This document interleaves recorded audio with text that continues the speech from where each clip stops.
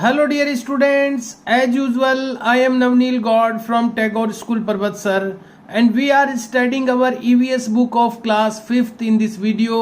हम लोग स्टडी कर रहे हैं हमारी क्लास 5th की EVS बुक इस वीडियो में। And dear students, as you know we are studying the 10th lesson of this book. हम लोग स्टडी कर रहे हैं इस लेसन का, इस बुक का 10th लेसन विच इज जो कि है वाटर फ्लोज यानी पानी बहता है फ्रॉम अपसाइड ऊपर की तरफ से टुवर्ड्स डाउन साइड वीचे की ओर। लेसन्स नेम इज पानी बहता है ऊपर की तरफ से नीचे की ओर। And we have completed one video of this lesson already. इस लेसन का 1 वीडियो हम लोग कंप्लीट कर चुके हैं पहले ही। And today we are going to start our second video, और आज हम लोग स्टार्ट कर रहे हैं हमारा सेकंड वीडियो इस लेसन के लिए।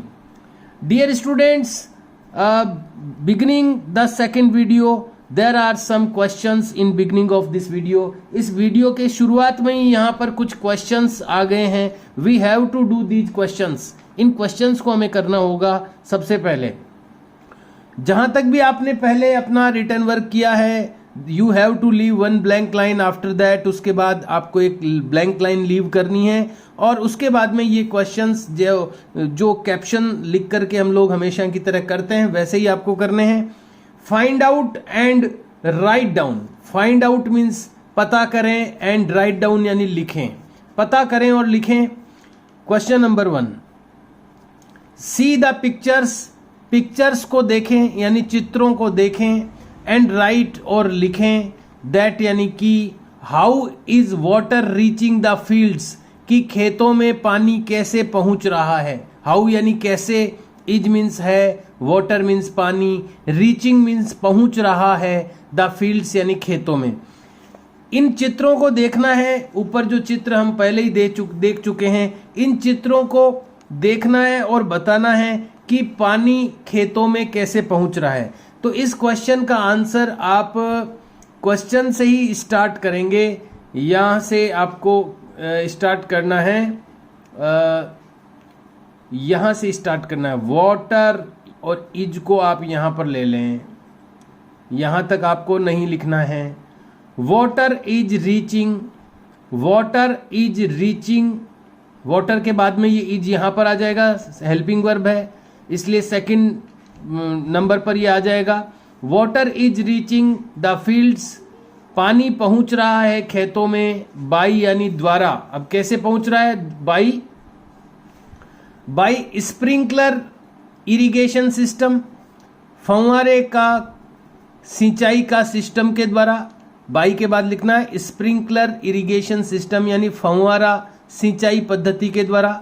फिर कोमा लगा के आपको लिखना है एंड, कोमा मत लगाना फिर एंड, अगर एंड लिख रहे हैं तो एंड इरिगेशन थ्रू, या इरिगेशन नहीं लिखे, एंड थ्रू से स्टार्ट करें। And through a tube well using motor and pipe, और एक ट्यूब वेल के द्वारा मोटर और पाइप की उपयोग से। तो यहाँ पर जो पूछा गया था कि कैसे फील्ड में यानी खेत में पानी पहुंच रहा है, तो हमने लिखा water is reaching the fields, जो पानी है वो खेतों में पहुंच रहा है बाई स्प्रिंकलर इरिगेशन सिस्टम, फव्वारा सिंचाई पद्धति से, एंड और थ्रू ए ट्यूब वेल, और एक ट्यूब वेल के थ्रू यानी द्वारा, using motor and pipe, motor और पाइप का यूज करते हुए। इस तरह से आपको इसका आंसर प्रिपेयर करना है। द सेकंड क्वेश्चन इज, दूसरा क्वेश्चन है, इन विच मेथड, किस मेथड में, इन विच मेथड यानी किस मेथड में, किस तरीके में, ऑफ इरिगेशन यानी सिंचाई के किस तरीके में, एनिमल लेबर यानी जानवरों का श्रम, जानवरों का लेबर यानी श्रम यानी उनकी मेहनत, इज यूज्ड यानी उपयोग की जाती है। कौन से तरीके में, सिंचाई के यानी इरिगेशन यानी होती है सिंचाई, सिंचाई के कौन से मेथड में, सिंचाई के कौन से तरीके में एनिमल लेबर इज यूज्ड, जानवरों का जो लेबर है, जानवरों की जो मेहनत है वो यूज की जाती है। तो आपने देखा होगा, देखिए मैं आपको दिखा भी देता हूँ। ये जो चीज़ है ना, इसको बोलते हैं रहट। इंग्लिश में इसका नाम अलग बताया हुआ है, रेट चैट, रेड चैट लिखा हुआ है यहाँ पर, रेड चैट। जबकि अपने यहाँ रहट बोलते हैं। तो ये बैल देखो इसको घुमा रहे हैं, ये जो एक सर्कल ये होता है सर्कल, उसको ये बैल घुमाते हैं। तो यहाँ पर जो एनिमल्स का लेबर है वो यूज किया जाता है, जो कि रेड चैट में या रहट में यूज किया जाता है। हम इसको रहट लिखेंगे। तो हम इसका आंसर लिखेंगे विच की जगह आपको केवल रहट लिखना है, लेकिन इसको इन्वर्टेड कोमाज में बंद करना है ताकि ये अलग से दिखे। दोनों तरफ इन्वर्टेड कोमा लगाने हैं और विच की जगह आपको रहट लिख देना है। तो आंसर क्या हो जाएगा? इन रहट मेथड में ऑफ इरिगेशन यानी सिंचाई के रहट मेथड में एनिमल लेबर यूज की जाती है। और आंसर में फिर क्वेश्चन मार्क हटा करके आपको फुल स्टॉप लगा देना है। तो केवल वन वर्ड को रिप्लेस करना है, इसको हटाना है और यहां पर केवल इन्वर्टेड कोमाज में रहट लिखना है कि जानवरों का जो लेबर है, उनकी मेहनत है, वो रहट वाली जो मेथड होती है इरिगेशन की, सिंचाई की, उसमें यूज की जाती है। Question number 3, in which method, कौन से मेथड में, कौन सी विधि में ऑफ इरिगेशन यानी सिंचाई की कौन सी विधि में इलेक्ट्रिसिटी इज यूज्ड, बिजली काम में ली जाती है। सिंचाई की कौन सी विधि में बिजली काम में ली जाती है? तो आपको आंसर लिखना है यहां से electricity is used, electricity use की जाती है। इलेक्ट्रिसिटी यूज की जाती है इन मोटर एंड पंप्स, मोटर और पंप्स के अंदर, इंस्टॉल्ड इन ट्यूबवेल, और ये मोटर और पंप कहां लगते हैं? इंस्टॉल्ड यानी जो लगाए जाते हैं इन ट्यूबवेल्स में मोटर और पंप लगाए जाते हैं। एंड इन सबमर्सिबल पंप, देखो ये एक ही है पूरी स्पेलिंग, सब और मर्सिबल ये आपस में जुड़े हुए हैं। एंड इन सबमर्सिबल पंप क्या होते हैं? जो पानी में डूबे रहते हैं। कुछ ऐसी मोटरें होती है जो कुएं में अंदर डूबी हुई रहती है पानी के, उनको सबमर्सिबल पंप कहते हैं, जो जल के अंदर डूबे हुए रहते हैं और फिर वो पानी फेंकते रहते हैं ऊपर। तो यहां पर फिर से मैं आपको एक्सप्लेन करूंगा। इलेक्ट्रिसिटी यूज की जाती है, बिजली यूज की जाती है इन मोटर एंड पंप्स, मोटर और पंप्स में इलेक्ट्रिसिटी यूज की जाती है। और ये मोटर और पंप कहाँ लगते हैं? इंस्टॉल्ड इन द ट्यूबवेल्स, ये मोटर और पंप ट्यूबवेल में लगते हैं, इंस्टॉल किए जाते हैं, लगाए जाते हैं। और एक जो सबमर्सिबल पंप होते हैं जो जल में अंदर डूबे रहते हैं, एंड इन सबमर्सिबल पंप, जल के अंदर डूबे हुए पंप्स में भी इलेक्ट्रिसिटी यूज की जाती है। Dear students, in this way, इस तरह से आपको ये थर्ड क्वेश्चन का आंसर लिखना है। नाउ द फोर्थ क्वेश्चन है विच सोर्स ऑफ इरिगेशन यानी सिंचाई का कौन सा स्रोत, इरिगेशन का कौन सा सोर्स, इरिगेशन यानी सिंचाई का कौन सा सोर्स या स्रोत आर बीइंग यूज्ड, उपयोग किया जा रहा है इन द फील्ड्स, खेतों में, अराउंड यू, तुम्हारे चारों ओर। यानी तुम्हारे चारों ओर जो खेत है, अराउंड यू यानी तुम्हारे चारों ओर जो फील्ड्स हैं, जो खेत हैं, उसमें इरिगेशन यानी सिंचाई का विच सोर्स यानी कौन सा सोर्स यूज किया जा रहा है। तो आंसर आप इस तरह से लिख सकते हैं in our nearby fields, हमारे पास के फील्ड्स में, हमारे पास के खेतों में, मोटर पंप, ब्रैकेट में लिखा हुआ है इंजन, मोटर पंप या engine, electricity motor pump, canal यानी नहर, एटसेट्रा यानी आदि, हैव बीन यूज्ड, उपयोग किए जाते हैं, फॉर इरिगेशन, सिंचाई के लिए। तो इस तरह से आपको आंसर लिखना है। फिर से बता दूं, इन अवर नियर बाई फील्ड्स, हमारे पास के खेतों में, मोटर पंप यानी कि जो मोटर लगी हुई रहती है, मोटर जिसको हम कहते हैं मोटर पंप, उसको पूरा नाम उसका मोटर पंप है, मोटर पंप जिसको ब्रैकेट में इंजन भी बोला है, इलेक्ट्रिक मोटर पंप, ये तो देखो इंजन वाला जो मोटर पंप है ये तो डीजल से चलता है, और दूसरा होता है इलेक्ट्रिक मोटर पंप, ये भी मोटर पंप है, ये भी मोटर पंप है, लेकिन ये वाला मोटर पंप इंजन लिखा हुआ है ब्रैकेट में, इंजन डीजल से चलाते हैं, और ये बिजली से चलता है मोटर पंप। तो दो तरह के मोटर पंप है, कैनाल यानी नहर भी होती है, एटसेट्रा आदि, हैव बीन यूज्ड, उपयोग किए जाते हैं, फॉर इरिगेशन, इरिगेशन के लिए। Now the question number 5 is, fifth question है आल्सो टेल ये भी बताएं, आल्सो यानी भी, टेल यानी बताएं, ये भी बताएं विच मेथड्स कौन से तरीके हैव बीन यूज्ड उपयोग किए जाते हैं टू ऑब्टेन प्राप्त करने के लिए अंडरग्राउंड वाटर जमीन के अंदर का पानी। जमीन के अंदर का जो पानी होता है वो अंडरग्राउंड वाटर कहलाता है। तो अंडरग्राउंड वाटर को ऑब्टेन करने के लिए यानी प्राप्त करने के लिए कौन से मेथड यूज किए जाते हैं इन द अबोव पिक्चर, ऊपर के चित्रों में। ऊपर के चित्रों में अंडरग्राउंड वाटर यानी जमीन के अंदर के पानी को प्राप्त करने के लिए कौन सा तरीका, कौन सा मेथड यूज किया गया है। ऊपर जो चित्र दिए गए हैं उसमें कौन सा तरीका यूज किया गया है जमीन के अंदर के पानी को बाहर निकालने के लिए। तो आप देख रहे हैं ट्यूबवेल है जिसमें मोटर और पाइप यूज किया गया है। ये जमीन के अंदर से बाहर पानी को निकालने के लिए यूज किया गया है। तो आप ये लिख सकते हैं, यहां पर आप इसका आंसर बनाने के लिए ये पूरा आप रिमूव कर दें, इसकी जगह आप बस ये लिख दें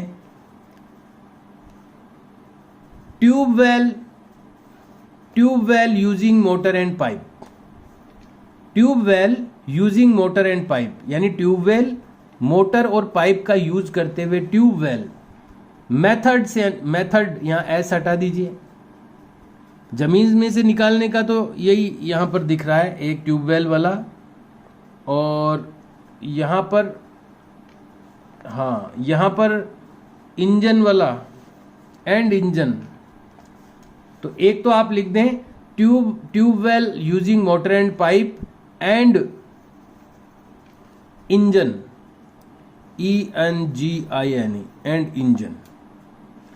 तो आपको ये जो अपन हटा रहे हैं यहां से आल्सो टेल विच, एक्चुअली तो विच ही हटाना होता है, लेकिन ये भी आज साथ में जुड़ा हुआ, तो इन तीनों को ही हटाना है, रिमूव करना है, और उसकी जगह आपको लिखना है tubewell using motor and pipe यानी मोटर और पाइप को यूज करते हुए ट्यूबवेल एंड इंजन, और इंजन फिर आपको जोड़ना है मेथड्स हैव बीन यूज्ड, ये मेथड्स उपयोग किए गए हैं to obtain underground water, underground water को प्राप्त करने के लिए इन द पिक्चर्स अबव, ऊपर की पिक्चर्स में। तो पूरा क्वेश्चन आपको यूज करना है, केवल ये 3 वर्ड्स रिमूव करते हुए आपको जो मैंने अंडरलाइन की है और एंड इंजन लिख करके इसको यहां पर रिप्लेस करना है। The next question is question number 6। अगला जो क्वेश्चन है वो क्वेश्चन नंबर 6 है। इन द अबव पिक्चर्स, ऊपर के चित्रों में, how is the nature of water, कि कैसे पानी का जो नेचर है, पानी की जो प्रकृति है, हमने लेसन का नाम भी पढ़ा है कि पानी ऊपर से नीचे की ओर फ्लो करता है। तो इस ऊपर वाले चित्र में, इन द अबव पिक्चर यानी ऊपर के चित्र में, how is the nature of water, कि पानी का जो नेचर है, पानी की जो प्रकृति है, of flowing from upside towards downside, कि ऊपर से नीचे की ओर वो बहता है, बीइंग यूज्ड, उपयोग की गई है।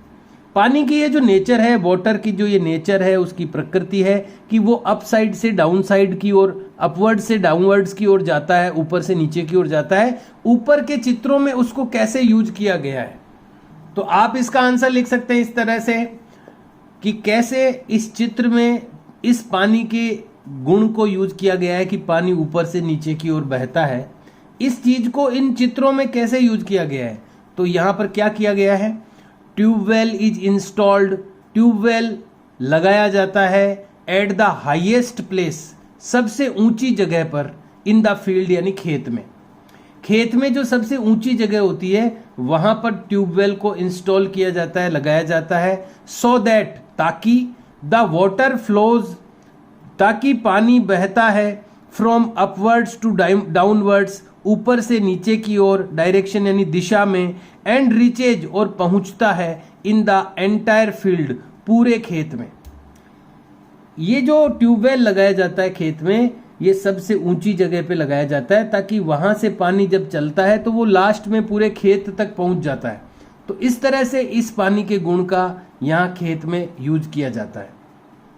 So we have completed all these 6 questions. ये सभी 6 क्वेश्चंस मैंने आपको बता दिए हैं कि कैसे आपको इनके आंसर्स लिखने हैं। अब हम आगे चलते हैं। वी नो, हम जानते हैं, दैट यानी कि the level of underground water, कि जमीन के नीचे का पानी का जो लेवल होता है, उसका जो स्तर होता है कि वो कितना ऊपर है कितना नीचे है, एंड बावड़ीज और बावड़ियों में जो अंडरग्राउंड वाटर यानी जमीन के अंदर का पानी और बावड़ियों के पानी का जो लेवल होता है आल्सो डीप, वो गहरा होता है, ऊपर नहीं होता पानी, बहुत गहरा हो गया है क्योंकि अपन जो हम लोग किसान और बाकी के लोग हैं वो जितना पानी बरस नहीं रहा है उससे ज़्यादा निकाल रहे हैं, तो पानी का जो लेवल है वो नीचे चला जाता है।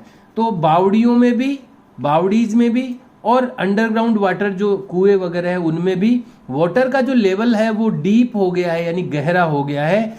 वी यूज, हम उपयोग करते हैं स्पेशल इक्विपमेंट्स, विशेष उपकरणों का उपयोग करते हैं हम, टू गेट वाटर, पानी प्राप्त करने के लिए, फ्रॉम देम, उनमें से, यानी इतना गहरा जब पानी चला गया है अभी भी उसका पीछा हम नहीं छोड़ रहे हैं, हम स्पेशल मशीनें लगा करके उसको बाहर निकाल रहे हैं, सो दैट, ताकि वी कैन टेक, हम ले सकें, दिस वाटर, इस पानी को, टू इरिगेट, सिंचाई करने के लिए, अवर फील्ड्स, हमारे खेतों की। हम बड़ी भारी मशीनें लगा करके ज़मीन में से पानी निकाल लेते हैं, स्पेशल इक्विपमेंट्स यानी विशेष उपकरण लगा करके हम खेतों में से पानी निकालते हैं ज़मीन में से, ताकि हम अपने फील्ड्स को, अपने खेतों को इरिगेट कर सकें, उसको सिंचाई कर सकें। Now there is a box of do you know, यहाँ पर डू यू नो वाला बॉक्स आ गया है, आइए देखते हैं इसमें क्या कहा गया है। इरिगेशन इज यूज्ड, सिंचाई उपयोग की जाती है, टू हेल्प, मदद करने के लिए, in the growth of agricultural crops, जो एग्रीकल्चरल क्रॉप्स होती है, जो कृषि की जो फसलें होती है, एग्रीकल्चरल क्रॉप्स यानी खेती की फसलें, खेती की जो फसलें होती है उनकी ग्रोथ यानी उनकी वृद्धि को हेल्प करने के लिए, कि वो जल्दी से ग्रोथ करे, उनकी ग्रोथ को हेल्प करने के लिए इरिगेशन को यूज किया जाता है, सिंचाई का यूज किया जाता है। मेंटेनेंस ऑफ लैंडस्केप्स, लैंडस्केप्स यानी होता है परिदृश्य, यानी चारों ओर का दृश्य, चारों ओर के दृश्य को मेंटेन करने के लिए, उसको बनाए रखने के लिए, एंड रीवेजिटेशन, और वापस हरियाली पैदा करने के लिए, ऑफ सोइल्स यानी मिट्टी में वापस हरियाली पैदा करने के लिए, इन ड्राई एरियाज, सूखे क्षेत्रों में, सूखे क्षेत्रों में वापस हरियाली पैदा करने के लिए, और हमारे चारों ओर का जो लैंडस्केप यानी बाहर का दृश्य है उसको बनाए रखने के लिए, and during periods of inadequate rainfall, inadequate का मतलब होता है अपर्याप्त, रेनफॉल यानी बारिश, अपर्याप्त बारिश के समय में, समय के दौरान ये अपन जो इरिगेशन है इसका यूज करते हैं। कब कब करते हैं? एक तो हम लोग जो एग्रीकल्चरल क्रॉप्स हैं, जो खेती की फसलें हैं, उनकी ग्रोथ को हेल्प करने के लिए इरिगेशन यानी सिंचाई करते हैं, और हमारे चारों ओर का लैंडस्केप यानी परिदृश्य है, जो चारों ओर का वातावरण है हरा भरा, उसको मेंटेन करने के लिए इरिगेशन करते हैं। और जो ड्राई एरियाज होते हैं, जो सूखे एरिया होते हैं, वहां पर सोइल यानी मिट्टी में रीवेजिटेशन यानी वापस हरियाली उगाने के लिए हम इसका सिंचाई का यानी इरिगेशन का यूज करते हैं। और जो कई बार इनएडुकेट रेनफॉल होती है, अपर्याप्त बारिश होती है, पूरी बारिश होती नहीं है, उस समय के दौरान भी हम इरिगेशन का यूज करते हैं। Dear students, we have completed some part of the lesson today. आज हमने लेसन का कुछ हिस्सा पूरा किया है, और I have given you 5 questions, और मैंने आपको 5 नहीं 6 क्वेश्चंस दिए हैं आज। And I hope it is sufficient for today, और मुझे लगता है कि जो ये 6 क्वेश्चंस हैं ये आज के लिए सफिशिएंट है। Please do these questions in a good hand writing, कृपया इन क्वेश्चंस को अच्छी हैंड राइटिंग में करें। इसीलिए मैं आपको लिमिटेड वर्क देता हूं ताकि आप उस वर्क को ठीक से कर सकें। Otherwise I can also complete the lesson today, otherwise मैं आज पूरा लेसन ही आपको करवा सकता था, क्योंकि केवल एक ही ये सामने वाला जो मैं आपको शो करना चाहूँगा, हम लोगों ने यहाँ तक स्टडी कर ली है, ये भी मैं आपको करवा सकता हूँ, लेकिन अभी और क्वेश्चंस इसमें आने वाले हैं, तो इसलिए मैं आपको लिमिटेड ही आज अपन ने केवल यहाँ से स्टार्ट किया, ये 6 क्वेश्चंस किए और यहाँ तक अपन ने डू यू नो बॉक्स तक पढ़ा। लेकिन मैं आपको लिमिटेड वर्क यहाँ पर दे रहा हूँ। 6 क्वेश्चंस आपको अपनी नोटबुक में करने हैं। ये आप अच्छी हैंडराइटिंग में करें, इसलिए मैं आपको इतना ही वर्क दे रहा हूँ। So please do the work in a good handwriting and try to learn it, और इसको लर्न करने की भी कोशिश करें। Okay dear students, do your work in a good way. Have a nice day. See you and bye.